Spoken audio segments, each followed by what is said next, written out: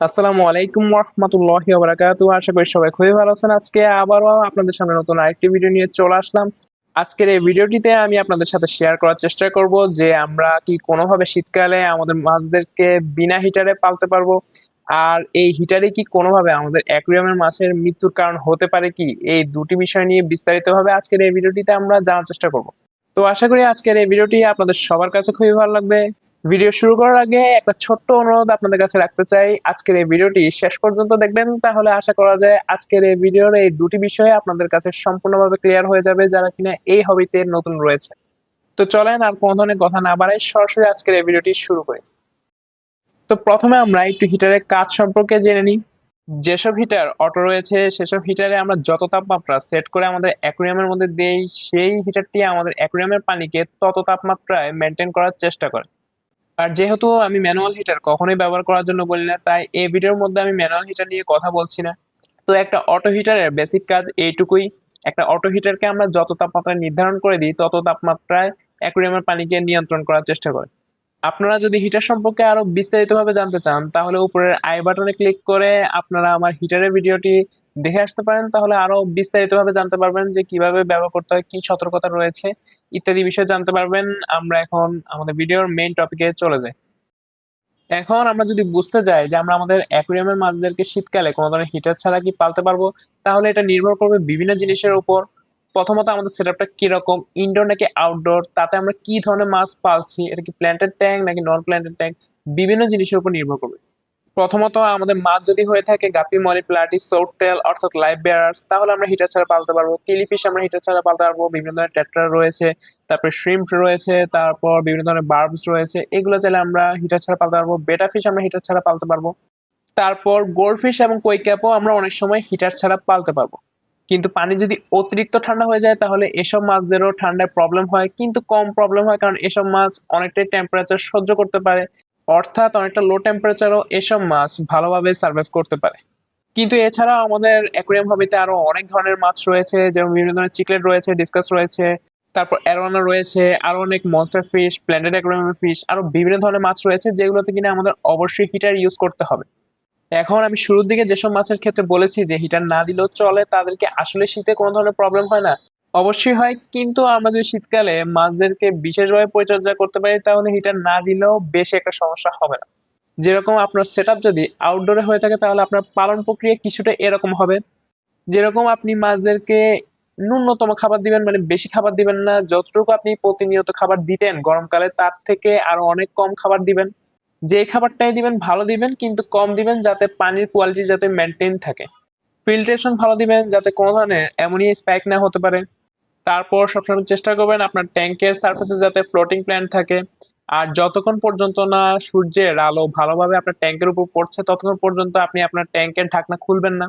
এভাবে সারাদিন ট্যাঙ্কটিকে খোলা রেখে সন্ধ্যার আগে আগে আবার ট্যাঙ্কটি ভালোভাবে ঢেকে দিবেন। কোনো ধরনের এক্সট্রা এয়ারেশনের দরকার নেই, শুধু ফিল্টার চালু থাকলে হবে। আর ট্যাঙ্কের মেইনটেনেন্স এর ক্ষেত্রে আপনার বটমটি ক্লিন করলে হয়ে যাবে, আপনি আর অতিরিক্ত ট্যাঙ্কের পানি প্রতিনিয়ত চেঞ্জ করার দরকার নেই, আর উইকলি ওয়াটার চেঞ্জ করলে হবে, বা ৮ দিনে করলেও চলবে। তো এই কয়েকটা ফ্যাক্টর আপনি যদি মাথায় রেখে শীতকালে মাছ পালন করতে পারেন তাহলে আপনার ট্যাঙ্কের মাছ ভালো থাকবে আউটডোরে। আর এবার যদি ইনডোরের ক্ষেত্রে কিছু বলতে যাই তাহলে আপনি চেষ্টা করবেন বেশি থেকে বেশি ট্যাঙ্কের লাইট জ্বালিয়ে রাখার জন্য। অতিরিক্ত আবার জ্বালাবেন না, আপনি ১০ থেকে ১২ ঘন্টা বা ৮ ঘন্টা লাইট জ্বালালেই চলবে। আর চেষ্টা করবেন খাবারের পরিমাণ একটু কমিয়ে দেওয়ার জন্য। শীতকালে বিভিন্ন ধরনের ভেজিটেবল পাওয়া যায়, আপনি চাইলে সেগুলোও খাওয়াতে পারেন, তাহলেও মাছদের জন্য ভালো হবে, কিন্তু খাবার যতটুকু পারবেন কম দেওয়ার চেষ্টা করবেন। আর ট্যাঙ্কের পানিও কম চেঞ্জ করবেন, আপনি ২০% বা ১৫% চেঞ্জ করবেন, শুধু নিচের বটমটা যাতে ভালো মতো ক্লিন হয়ে যায় তাহলেই চলবে। কারণ আপনি যেহেতু ট্যাঙ্কে কোনো ধরনের হিটার ইউজ করছেন না, তাই ট্যাঙ্কে যদি আপনি হিউজ অ্যামাউন্টের ওয়াটার চেঞ্জ দেন তাহলে খুব সহজেই ট্যাঙ্কের টেম্পারেচার ফ্লাকচুয়েশন করবে, যা কিনা মাছের জন্য একদমই ভালো না। আর চেষ্টা করবেন শীতকালে নতুন ভাবে কোনো ধরনের মাছ না অ্যাড করার জন্য, যে আগের মাছ রয়েছে সেগুলোকে একটু কেয়ারফুলি কেয়ার করার চেষ্টা করবেন। তো এই কয়েকটা দিক যদি আপনি মাথায় রেখে কাজ করতে পারেন তাহলে আপনি খুব সহজেই শীতকালেও হিটার ছাড়া মাছ পালতে পারবেন, যে মাছগুলোর কথা আমি ভিডিওর শুরুর দিকে বলেছিলাম যে লো টেম্পারেচারও ভালোভাবে সার্ভাইভ করতে পারে।